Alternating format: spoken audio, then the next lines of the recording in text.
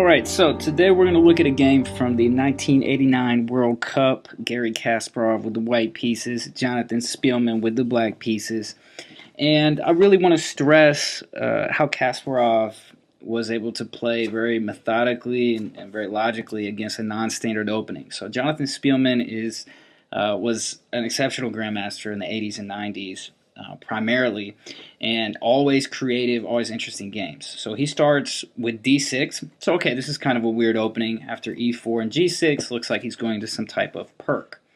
And so Kasparov plays c4. You know, he could have gone with the Austrian attack. With f4 is definitely the most aggressive. But he plays c4. He says, I'm happy playing a queen's pawn game like he opened with and going to a king's Indian. So black could have played a king's Indian with something like bishop d7, knight f6, and even some ideas to play an early c5. So, you know, just a weird move order by black. And with this e5, it's kind of like an old Indian fianchetto here. And so Kasparov declines to trade queens. You know, he can obviously go with this trade. But the thing is, you know, white is not really so much better here, even though black's king is stuck in the middle. We could see after knight c3 and c6. Okay, black controls d5. He controls d4. His bishop could even come out here. You know, these are just some options, but black is going to be able to tuck his king away, and he's just fine. So it's an interesting choice by black. Kasparov just chills. You know, he plays knight f3, no big deal. I want to say bishop g4 is possible here as well. He takes. Now, queen takes wouldn't make a lot of sense because, again, white is trying to attack. And so you don't want to trade pieces unless it's concretely giving you something, right? If you're white, you're trying to attack in the opening. Why do you want to trade pieces if you don't have to? And here, black would just play queen f6, and we're going to see some trades. You know, it's just going to make black's defensive task easier. So that's why after black takes, he takes with the knight. The knight is well placed. We see some normal developing moves. And so he can take and mess up black's pawns here, but, you know, again, it's kind of controlling the central squares. This would actually help black control the center, right? He's controlling an extra square. Maybe he's going to push these pawns and control more squares, and he gets play on the open b file. So taking the knight, you know, you always think, well, I'd like to double his pawns, but it's not always so good. And so instead of exchanging, Kasparov develops a piece. And so now if we go into some captures, you know, black could have forced this, and he could play this queen move, but I think he's giving up too many tempo. He's just giving white moves, basically, whether we castle here or just maybe even just queen e3. Right? I mean, this looks very nice for white. It seems like he's up a move or two here. So he's allowing trades, but he's standing his ground. Right, so black would have to be giving up time in that variation. So black just develops knight g7 by Speelman. It's very logical. You know, he's putting a lot of pressure on the d4 point, and the other option, really, I mean, would be to develop the knight to f6, probably be threatening knight g4, and Kasparov was probably planning bishop e2 or f3, probably bishop e2 there. Knight e7, and now Kasparov plays h4. So this, you know, he plays this instantly, and I think it just highlights the fact that black's knight went to e7 instead of f6. You know, if the knight was on f6, it would be covering the h5 square. This is something worth pointing out. You know, now h4, I mean, it's not really doing anything. Let's just say black had played some other, you know, developing move or whatever. h4 still, you know, you run into this knight f6, and now it's going to be a slower attack for white. If f3, trying to play g4, black will have this h5 move. So anyway, just going back to the game. Plays h4 to take advantage of the knight not being able to go to f6. This basically forces black to defend. You know, black would be crazy if he castled and allowed white to just open the king side so quickly. And so black's got to react. He's got to play h5, or he's got to play h6. In the game he plays h6. The idea is simple. If h5, he would respond with g5. And now the king side is pretty closed. You know, it would be pretty difficult for white to open it. So in the game we go with h4, Speelman h6, Kasparov with bishop to e2 here. And this is just a regular developing move. You know, maybe he's got some ideas in the future to even trade off this bad bishop. Who knows? You know, maybe trying to trade it off is not a bad idea. It's always a good idea to develop. And so Speelman plays f5. This is interesting. You know, this is a really crazy move because black is obviously, his king is stuck in the center. And, you know, we're going to see kind of how dangerous this is. So if black can get away with this, he should have a very good game. He's going to have excellent squares for his pieces. But if he can't, well, we're going to see. So Kasparov replied very thematically. He captured on f5. Black captures with the knight. Kasparov takes. And so we can see it looks like black has a very good position here. You know, his bishops are the best pieces on the board. His knight is controlling some good center squares. And, I mean, it just looks like he's got a good position. But what we're going to see with Kasparov's next move, he plays queen to d2. And this is an attentive move. So at first you just think, okay, well, he probably just wants to castle queenside. Of course he does, but he's also stopping black from castling because he's hitting the h6 pawn. So if black could castle here, it'd be cool, but he can't. So, you know, this is very uncomfortable. This pressure on the h6 pawn. In the game, black played queen d7. I think this is a good move. You stop any g4 ideas, and maybe you're going to go queenside. So Kasparov just castles, and again, very attentive. You know, the queen went to d7. It's no longer attacking h4. Kasparov can now castle. His rook isn't tied to the pawn. And so here, you know, let's look at this position. I mean, white is stopping black from castling. A move like king f7 is really just sketchy. I mean, this is really asking for a problem. Probably just c5. And maybe take with check. This looks like a pretty good spot for white. I mean, you know, this is too sketchy.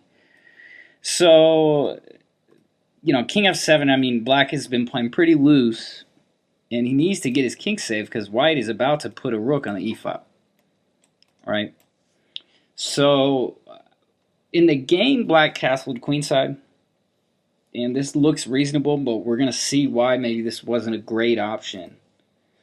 I kind of think he should have played h5, to tell you the truth. I think h5, it's not a great move you want to make, but at the same time, you know, you do control g4. This is weak. These are weak pawns, but they're not so easy to get at, and I think black has play.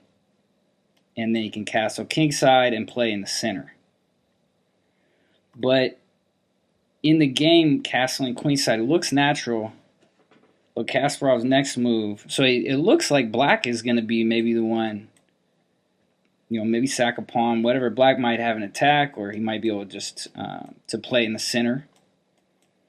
You know, this is a logical plan. Maybe try to play for d5. But in this position, Kasparov just played b4. So that's a really nice move. If you think about the factors in the position, black's bishops look great, but they're not really doing anything. Like, they're controlling a lot of good squares in the center, but they're not doing anything concrete. It'd be better if they were like white's bishops, which are basically going to be able to point right at black's king. So, you know, Speelman made it out of the center when he castled queenside, but he also castled right into where white's, all of his pieces are going to point. I mean, let's think about this. Every single white piece, except the rooks, are pointing right there.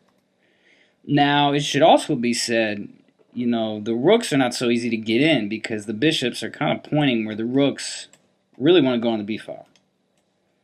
So anyway, after b4, Speelman took the pawn.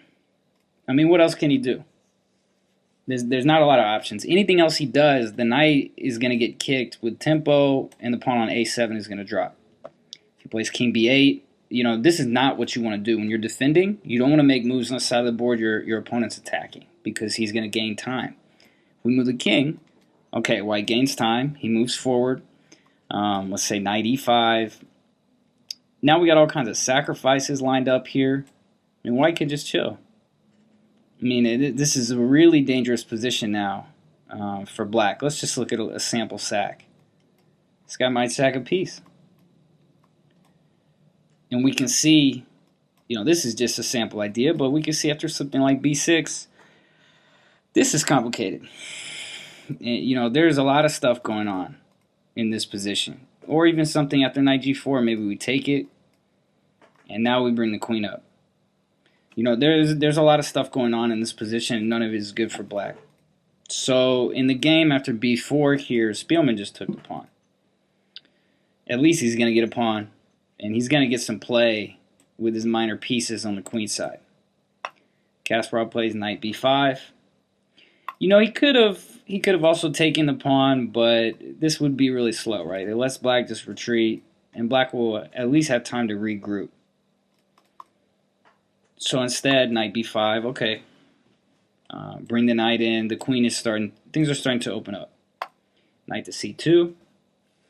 And so Speelman is threatening to take a rook for free. Kasparov plays bishop f3, and this was a really nice move. He had a lot of other choices. In this position, rook b1, bishop f3 obviously, or bishop takes a7. He could take with check. But I like how Kasparov just keeps it cool and he plays bishop f3 here, because first of all, this rook doesn't matter, right? I mean, how many pieces does white? He's got a lot of pieces over here. It's very difficult for black to just run. It's going to take a lot of time. So bishop f3 is cool. Speelman plays d5. And so Kasparov's threat, if knight takes a1, was simply check. And queen to b4. And the problem for black is that, if he plays like c6 to stop this, to basically stop from getting mated, white's just going to take it. It's not going to work. Black is going to be busted in these lines too. If he tries d5, or I'm sorry, c5, we're probably looking at queen b6, and black is going to get mated over here. He's in too much trouble. So going back after bishop f3, that's why he didn't take on a1. Black just doesn't have time. Every move now, Kasparov is creating new threats and new pressure. We can see that white's king is just fine. So d5, we're going to see the reason behind that in just a second. So he drags white's bishop up. Now he takes the rook. We see a check and queen to b4. So white's attack is finally starting to crash through a little bit here. It's threatening mate. The pawn's got to move. And we see 1, 2, 3, and 4 pieces attacking the king. But, white's last piece can't come in. So maybe, if black doesn't get mated, he's already taken a rook for free. Black sacks the exchange. So check out the position. Black has already taken a rook. He sacks his queen to stop mate. And now he brings the knight out. And so we can do a material check here, and actually, black might have some chances to hold this. Got the 2 bishops. He's got a bishop and a rook for white's queen here. And so, he might have chances. A bishop and rook, he might have chances because white's rook isn't really in the game. So there's some hope if he doesn't get mated. But Kasparov just finished the attack very accurately. So queen a5, so he's going to eye these 2 weaknesses as focal points. Black is going to take that bishop. It was pointing right at his king. And white's pawn structure is messed up. So now we see rook to e8. Black with a little lead development.